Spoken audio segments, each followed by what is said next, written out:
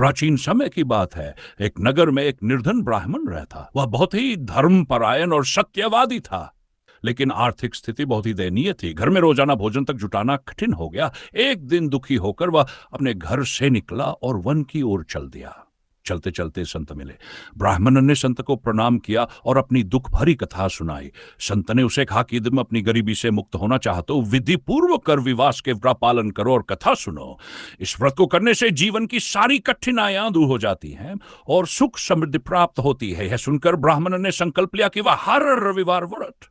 ब्राह्मण ने विधि पूर्वक व्रत करना आरंभ कर दिया। काल स्नान करके सूर्य देव की पूजा करता, व्रत कथा सुनता और दिन भर निराहार रहकर सायंकाल सूर्य को अर्घ्य देकर ही भोजन करता। कुछ ही दिनों में उसके जीवन में बदलाव आने लगा। उसकी निर्धनता धीरे धीरे समाप्त होने लगी। उसके घर में धन और अन्न की वृद्धि होने लगी। उसके घर में सुख समृद्धि का वास हो गया। यह देखकर नगरवासी भी चकित रह गए और उन्होंने ब्राह्मण से इसका कारण पूछा। ब्राह्मण ने उन्हें सूर्यदेव के व्रत और कथा का महत्व बताया।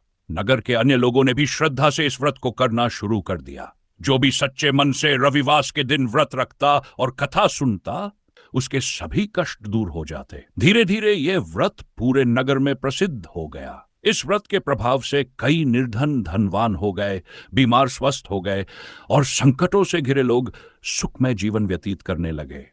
एक बार एक राजा को भी इस व्रत की महिमा का पता चला।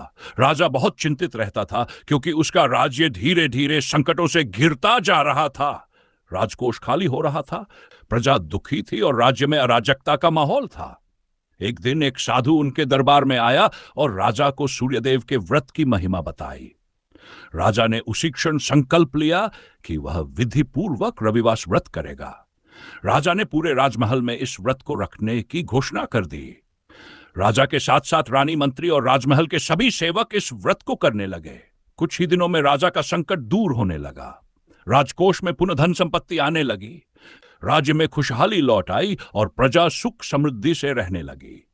राजा ने यह अनुभव किया कि सूर्यदेव की कृपा से ही उसका राज्य पुनः वैभवशाली बना है।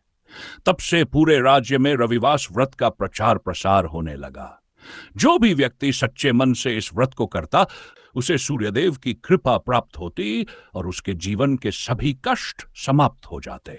इस प्रकार रविवार व्रत की महिमा सारे संसार में फैल गई।